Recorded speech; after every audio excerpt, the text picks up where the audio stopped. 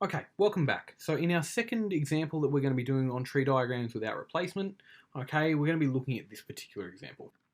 5 boys' names and 6 girls' names are in a hat. Find the probability that in 2 draws, so that means 2 stages, alright, that a boy's name and a girl's name are chosen without replacement, okay? Alright, so there's 2 outcomes. Either we draw a boy's name out or we draw a girl's name out, alright, which means that we have 2 branches on our probability tree. Okay, so we have option 1 followed up by option 2. We either draw a boy's name out or a girl's name out. Okay, in our second stage, when we're talking about 2 draw, again the same thing happens. We either draw out a boy's name or we draw out a girl's name, and vice versa. So a boy's name and a girl's name. Okay, so in this particular example, let's add in our probabilities. Remember, this particular question says that the names are in the hat and without replacement. So that means we draw one out, we don't put it back in. That changes the probability. On our first draw, we have 11 things in total because of 5 boys and 6 girls. Add them together, we end up with 11. So we have 5 in 11 chances to draw out a boy's name and 6 in 11 chances to draw out a girl's name. All right. Once we've drawn out a boy's name, we now only have 10 chances in our particular second outcome. All right. So let's make sure we add this in now. If we've drawn a boy's name out, we don't have 5 left anymore. All right. We have to change the probability. So now we only have 4. All right. If we've drawn a boy's name out, we haven't touched the 6 girls' names. So we still have a 6 in 10 chance when we draw out the girl's name, and vice versa when we go along here. All right.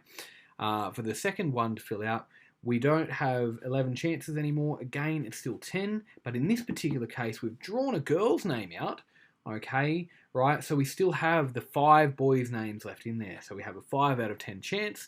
In this one, we've drawn the girl's name out, so we don't have 6 anymore. We only have a 5 out of 10 chance as well. So it's a 50-50 split in this particular branch of our probability tree. Okay, the reason why I've gone and done this is because it helps us organize the pathways that we have for our solution to our problem. The question asks us, find the probability that in 2 draws a boy's name and a girl's name are chosen.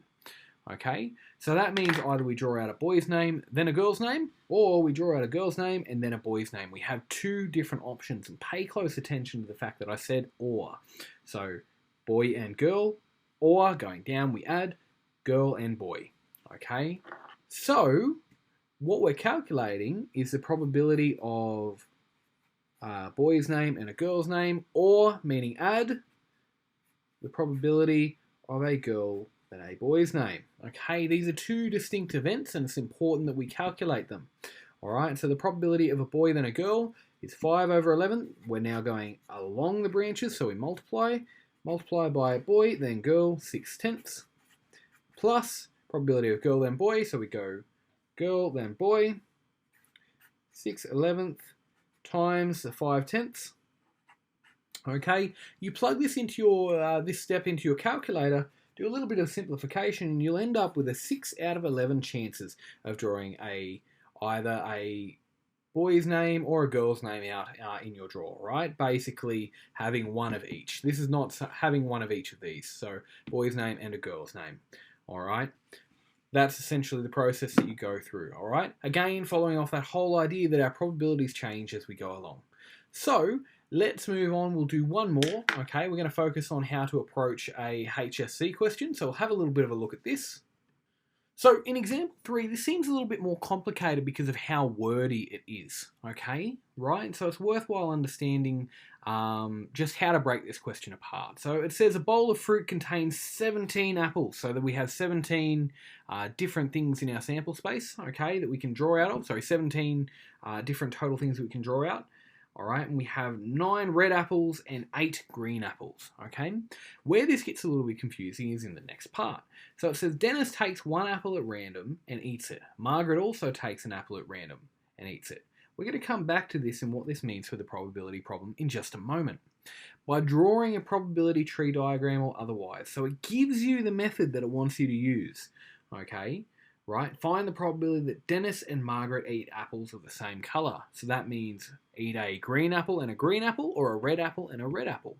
Okay, so here's how we structure this out. Remember this sentence that I was talking about before? We can use this to sort of structure it into 2 stages. All right, it's just a wordy question. It just means that we're doing 2 stages together. All right, so the first stage is Dennis, the second stage is Margaret. So drawing the probability tree diagram, okay, we just structure it out. We have 2 branches because we have 2 outcomes, red or green. So a red apple or a green apple. Here's our first stage, all right, leading down here. All right, this here is our Dennis stage, right? Stage 1. After Dennis is drawn, we still have a red or a green, and then a red or a green again, all right? And this is our Margaret stage. Okay, it's worthwhile understanding that we first have a Dennis and then we have a Margaret stage, all right? That's what the question is telling us, okay? Because they're eating the apple, okay, it's worthwhile also understanding that they don't put that apple back into the bowl. As such, this is a without replacement problem, a without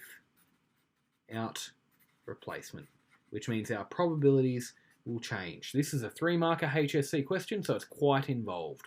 Okay, so same thing as before, we're just now going to outline the probabilities along our probability tree. Okay, so for our red options, we have 9 out of 17. For our green options, we have 8 out of 17. After this first stage, Dennis has now eaten an apple. So we no longer have 17 apples along these branches, we now have 16. And you'll notice that I take the time, each time I do this, just to write out my new number of outcomes that we're out of, okay? So on our first one, Dennis has eaten a red apple. We no longer have 9 out of 17 left. We now only have 8 out of 16 left, all right? Because he's eaten a red, all right, for Margaret to now eat an apple, all right, we haven't touched any of the green. There's still 8 green in the fruit bowl. All right, so we have an equal chance of being able to eat either a red or a green apple in this case for Margaret. Going down this branch, notice that I restart myself, okay? We've eaten a green apple in this particular case, so there's still 9 red in the fruit bowl, okay? But because we've eaten a green, we now only have 7 out of 16 in this particular case. Now what we need to do is we can actually start answering the question with a solution, right? It says to eat apples of the same colour, all right? That's what we're trying to find, the probability that they eat apples of the same colour. So if we look at our diagram, we have a red-red option, or we have a green-green option. They're when Dennis and Margaret eat apples of the same colour. So essentially what we're saying is the probability of the same is the red, or they eat the green. Using this language, remember, or means add, red and red means multiply. So probability of red, or plus the probability of green. Okay, so let's do red and red. All right, we have 9 over 17, moving along the branches, plus multiply by 8 over 16. Or with the plus, okay, we now move along this branch for the green option, 8 over 17 multiplied by 7 over 16. All right, you simplify up this in your calculator and you should end up with an answer of 8 over 17. Okay, so these are our options for probability tree diagrams without replacement. Okay, they get a little bit harder. In summary, what I need you to do is I need you to understand that you need to break this down into stages and follow how your probability changes as you work along each branch, okay? All right, and the key thing is to look for hints in the question that tells you that it'll be with or without replacement, okay? So if it doesn't seem like they're going to put the apple back in, all right, that means it's without replacement, okay? I hope you found this helpful, all right, and enjoy the mathematics. Thank you.